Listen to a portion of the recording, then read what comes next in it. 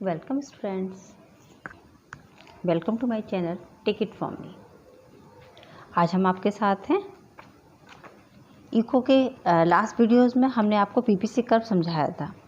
इसके बाद PPC curve के बाद अपॉर्चुनिटी कॉस्ट एक और टॉपिक हमारा रह गया था समझाने के लिए। तो आज की इस वीडियो में स्पेशल टॉपिक जो हमारा है वो हमारा है opportunity cost. Right, opportunity cost एकदम सिंपल, कोई प्रॉब्लम नहीं आएगी, बहुत इजी लैंग्वेज में आपको क्लियर हो जाएगा। ऑपरेटिंग कॉस्ट जैसे इसके नाम से क्लियर है, अपॉर्चुनिटी यहाँ पर आपको गेन होगी, अपॉर्चुनिटी। ठीक है, अब अपॉर्चुनिटी कैसे, देखो एक सिंपल सी हम एक बात बताएं आपको। एक पीस ऑफ लैंड है, एक छोटा सा हमारा पीस ऑफ लैंड है, जैसे ये हम इस पर क्रॉपिंग कर रहे हैं। ठीक है, अगर हम इस पर क्रॉपिंग कर रहे हैं तो एक बार में किसी एक ही क्रॉप को तो हम यहाँ पर प्रोडक्शन कर पाएंगे ना। ठीक है, हमको दो को करना है, एप्पल भी करने हैं, मैंगो भी करने हैं, है ना। एप्पल भी करना है और मैंगो भी करना है।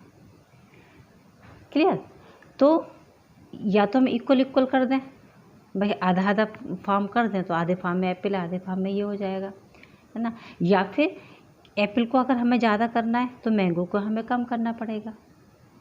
ठीक है, तो एक को शिफ्ट करना पड़ेगा दूसरे को यूज़ करने के लिए।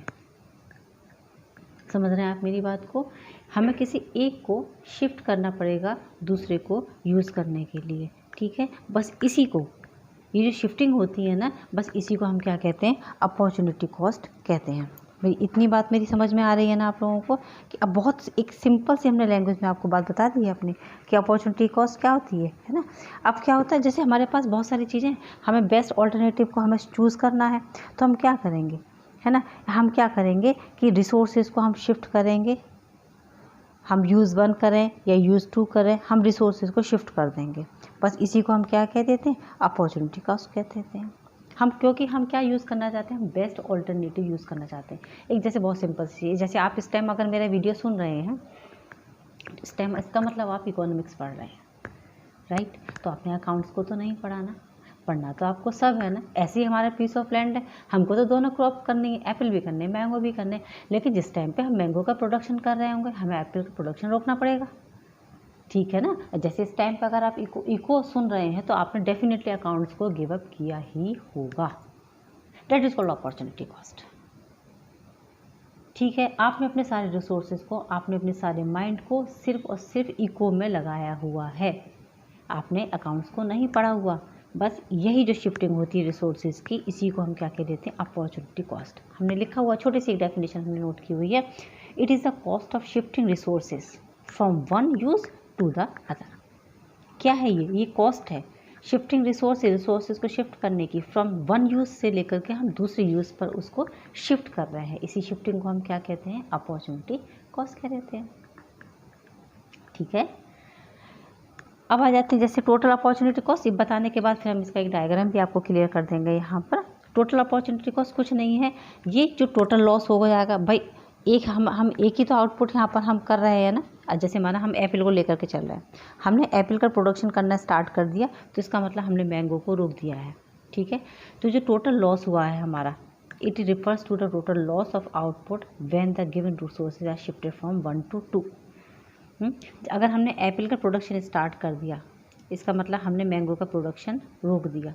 तो जो मैंगो का प्रोडक्शन रोका है हमने या कम किया है, उसका टोटल लॉस ले लेंगे हम। टोटल कितना लॉस हो गया, ठीक है, ये टोटल लॉस कितना हो गया। अच्छा, अपॉन हम कर देंगे टोटल, ये वो निकालने के लिए अभी हम ये MRT भी बताएंगे। टोटल लॉस हमने ले लिया, इसी को हम क्या कह देंगे, टोटल अपॉर्चुनिटी कॉस्ट। जब हम टोटल लॉस को टोटल कैलकुलेट कर लेंगे, that is called total opportunity cost. ठीक है, अच्छा इसी का रिलेटेड एक और आ जाता है, ये उसे हम कहते हैं मार्जिनल अपॉर्चुनिटी कॉस्ट या MRT, या फिर MRT भी कह देते हैं इसको हम। ये क्या हो जाएगा, मार्जिनल अपॉर्चुनिटी कॉस्ट। ये भी एकदम सिंपल है, यहाँ पर डिफरेंसेस कितने हैं, it refers to the opportunity cost per unit of additional output of crop two when some resources are shifted from one opportunity to the other, है ना। यहाँ बस हम आप ये इसको एक छोटा सा एग्जांपल देंगे और आपको ये सारी चीज़ें एकदम क्लियर हो जाएंगी। क्या है ये मार्जिन मीन्स क्या होता है, मार्जिन मीन्स डिफरेंसेस, डिफरेंसेस मतलब जैसे जैसे हमने एप्पल को बढ़ाना स्टार्ट किया है, मैंगो को हम कम करना शुरू करेंगे। तो जो दोनों के बीच में जो ये डिफरेंसेस होंगे ना, जैसे हमारा एप्पल 10 था तब मैंगो कम था हमारा। एप्पल जैसे जैसे एप्पल को हमने डाउन करना शुरू किया, मैंगो हमारा बढ़ना शुरू किया, या इसके हम वाइस वर्सा भी ले सकते हैं। तो बस इसी को हम क्या कहते हैं, मार्जिनल अपॉर्चुनिटी कॉस्ट भी कहते हैं। इसको marginal rate of transformation MRT भी कहते हैं। तो हमने इसलिए MRT लिख दिया क्योंकि इस नाम से भी पेपर में आता है। इतनी बात मेरी समझ आ रही है, ठीक है ना। क्योंकि जैसे जैसे हमारा प्रोडक्शन यहाँ पर बढ़ेगा, कंटिन्यूसली बढ़ता चला जाएगा, तो हमें दूसरे को 100% गिव अप करना ही करना पड़ेगा, है ना। आप इसमें किसी का भी एग्जांपल दे सकते हैं, एप्पल, मैंगो का, राइस, वीट का, किसी भी तरीके का एग्जांपल, लेकिन हमें लेना होगा क्रॉपिंग पैटर्न से ही रिलेटेड, ठीक है। ये तो अभी हमने आपको जैसे इको का और इसका एग्जाम्पल हमने सिर्फ आपको समझाने के लिए बता दिया था। लेना आपको कैसा पड़ेगा वैसा ही आप एग्जाम्पल ले लोगे तो आपके लिए ज़्यादा अच्छा रहेगा, वो समझने में आपको ईजी हो जाएगा, ठीक है। चलें अब हम आपको एग्जाम्पल देकर के आपको समझा दें कि ये opportunity cost, total opportunity cost, then marginal, ये तीनों ही एक ही क्वेश्चन में आ जाती हैं। ये हैं तीनों एक। अपॉर्चुनिटी कॉस्ट एक हो गई, टोटल को इसी को हमने टोटल कर दिया, जितना लॉस था वो टोटल अपॉर्चुनिटी कॉस्ट हो गई। और मार्जिनल में क्या आ गया, इनका जो डिफरेंसेस होगा, एक के बाद एक जो डिफरेंसेस आते चले जाएंगे वो हमारे मार्जिनल अपॉर्चुनिटी कॉस्ट हो जाते हैं, ठीक है। अब हम चलते हैं अपने एक छोटे से एग्जाम्पल की साइड पे। कैसे एग्जाम्पल समझ जाएंगे तो बहुत इजीली आपको ये चीज़ें समझ आ जाएंगी। देखो दो ही चीज़ का प्रोडक्शन लेकर के चलते हैं इसमें। अच्छा, जैसे दो चीज़ों का प्रोडक्शन था, माना हम ले लें यहाँ पर एक छोटा सा, यहाँ पर हम वीट का एग्जाम्पल लेकर के चलते हैं, है ना। वीट का, या फिर आप इसमें एप्पल, मैंगो कुछ भी ले सकते हैं, एज यू विश। अभी बता दें, वीट ले लो, यहाँ पर हम ले लेंगे राइस का एग्जाम्पल, राइस, ठीक है। वीट हमारा था 100, पहले हम लिख लें अपने क्वेश्चन को। पहले अगर हम क्वेश्चन को लिख लेते हैं तो हमारा आपको ये इतनी बातें समझ में आ जाएंगी कि हम क्या कहना चाह रहे हैं आपसे। चलो, ये हो गया हमारा 100 हो गया, ये पहले हमारा 100 हुआ, उसके बाद हमने डाउन करना स्टार्ट किया, 90 हो गया, देन फिर 70 हो गया, देन फिर 40 हमने करना शुरू किया, देन फिर 10 हो गया, और फिर हमने बिल्कुल ही इसका प्रोडक्शन बंद कर दिया, ठीक है। ऐसे अब जैसे जैसे इसको कम करना शुरू किया, इसका मतलब इस राइस को हमारा हमने बढ़ाना शुरू किया होगा। पहले राइस 0 था, फिर राइस हो गया 25। ये आप एजम्पशन बेसिस पर समझा सकते हैं, जैसे हमारी जो फिगर्स हमने ले रखी ये बिल्कुल एजम्पशन बेसिस पे बच्चे, ठीक है। आप इसको चाहे जो ले सकते हैं, बस ऐसे ही ये डिसेंडिंग ऑर्डर में, ये असेंडिंग ऑर्डर में आपको लेनी होंगी। 50 हो गया, और बढ़ा देते हैं तो ये हमारा 75 पे पहुंच गया, और बढ़ा देते हैं तो हमारा ये 85 पे पहुंच गया। अब आप इसको 100 भी लिख सकते हो, या फिर इसको सिर्फ 90 तक भी लेकर के आ सकते हो, आपकी जैसी इच्छा, राइट। चलिए, ये राइस है, राइट, चलिए हो गया। अब क्या हो रहा है, देखो ये कम हो रहा है तो ये इंक्रीज़ हो रहा है, यही तो है। अब ये इसका गिरना, यही क्या होता है, हमारी अपॉर्चुनिटी कॉस्ट होती है। जब हम इसका टोटल लगा लेंगे कितना हमको लॉस हो गया, तो वो हमारी क्या हो जाएगी, टोटल अपॉर्चुनिटी कॉस्ट हो जाएगी। मार्जिनल अपॉर्चुनिटी कॉस्ट कौन सी होगी, जब हम इन दोनों का डिफरेंस लेना स्टार्ट कर देंगे, वो रेट होता है। मार्जिनल रेट ऑफ ट्रांसफॉर्मेशन भी निकाल सकते हैं, रेट वो, और ये मार्जिनल अपॉर्चुनिटी कॉस्ट भी कैलकुलेट कर सकते हैं। हम दोनों ही चीज़ें आपको कैलकुलेट करके यहाँ बता देते हैं। देखिए, फर्स्ट में तो हम यहाँ पर हम कैलकुलेट कर रहे हैं मार्जिनल अपॉर्चुनिटी कॉस्ट।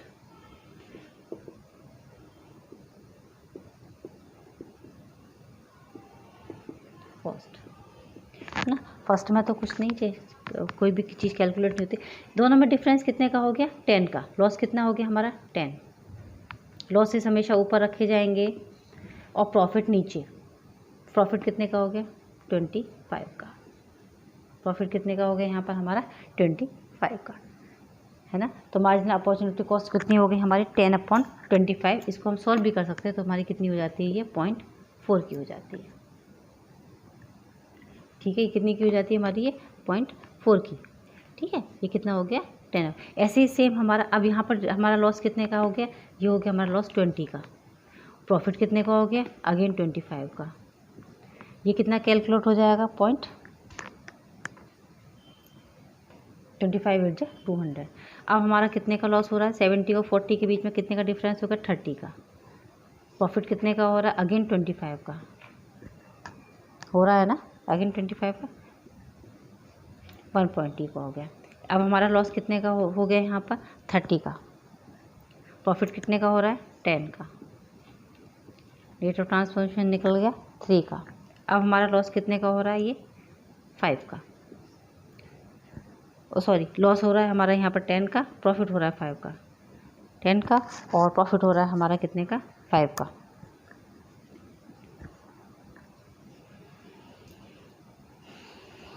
ये आपको मेरी बात समझ आ रही है। ये हमारा मार्जिनल अपॉर्चुनिटी कॉस्ट, ये हमारा कैलकुलेट हो गया।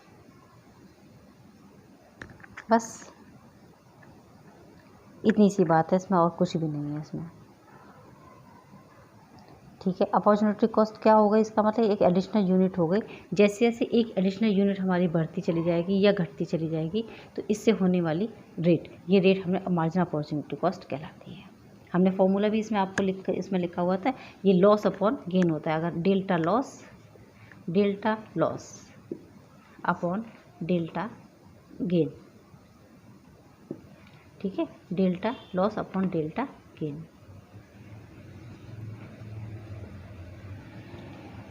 Loss upon gain. ठीक है, इतना ये क्लियर हो गया। अगर ये इतना क्लियर हो गया, बस इसी से रिलेटेड अभी हम इसका डायग्राम बना देंगे, क्योंकि इतना पूरा लिखना पड़ता है पेपर में प्रॉपर आपको। अगर आप इसका डायग्राम नहीं बना के आएंगे तो वो इनकम्प्लीट ही माना जाता है। डायग्राम तो वैसे भी इको के अंदर डायग्राम की ही इम्पोर्टेंस है, इको बिना डायग्राम के बेकार है। ऐसे करके हम एक सिंपल, ये बिल्कुल वैसा बनता है जैसा अभी हमने वो बता दिया था आपको जब पीपीसी कर्व में बताया था। ठीक है, सेम टू सेम है। देखो, ये नीचे वाला जो पॉइंट आएगा ये राइस का आएगा, और ये ऊपर वाला जो पॉइंट आएगा ये किसका आएगा, वीट का आएगा। ठीक है, वही बिल्कुल सेम जैसे हमने इसकी वो बनाई थी अपनी टेबल। ये 0 हो गया तो यहाँ पर 10, 20, 30, 40, 50, 60, 70, 80, 90, 100 आप इस तरीके से इसको पॉइंट आउट कर लें। फिर यहाँ पर भी सेम 10, 20, 30, 40, 50, 60, 70, 80 और 90 और यहाँ तक 100 प्रॉपर। क्लियर। अच्छा, अब आ जाते हैं हम। सबसे पहले हमारा जो था वीट और राइस थे, वो पहले वीट कितने का था, 100 का था 0 पर। तो 0 पर और 100 पर मार्क लगा लें। यहाँ पर ये हमारा 100 का पॉइंट है तो इस पर 100 पर मार्क लगा लेते हैं। ठीक है, उसके बाद कितना हुआ 90 पर 25 अगर यहाँ अगर ये 20 है तो ये 25 हो गया। 25 पर ये कितना था 90 था, 90 पर मार्क लगा लें यहाँ पर। ठीक है, उसके बाद 70 आगे बढ़ेंगे हम और ज़्यादा, और 70 पर कितने का था, 70 पर था ये 50 का। तो इसमें आगे बढ़ते चले जाए 10, 25, 70 पर था कितना 50, 25, 30, 40, 50। ये अगर ये 50 हो जाता है तो हम यहाँ पर 75, आप इसको वो जैसे हम बना रहे हैं ना, बस इसको सेम बनाते चले जाएं। इसमें कोई प्रॉब्लम आएगी नहीं, किसी भी कीमत पर प्रॉब्लम आ ही नहीं सकती है। उसके बाद आगे चलते हैं। 70 के बाद ये, उसके बाद आ जाता है आपका ये 40 पर। 70 के बाद 40 और कम हो गया है ना, 0, 100 हो गया, 90 हो गया, 0, 25 हो गया, 50 हो गया, 75 हो गया। उसके बाद हम 85 आगे बढ़ जाते हैं और इसे हम 85 कर लेते हैं। 85 पर कितना है, यहाँ पर और कम हो गया। 85 पर सिर्फ हमारा कितने का आ गया था, 10 का आ गया था, तो यहाँ पे कर लेंगे।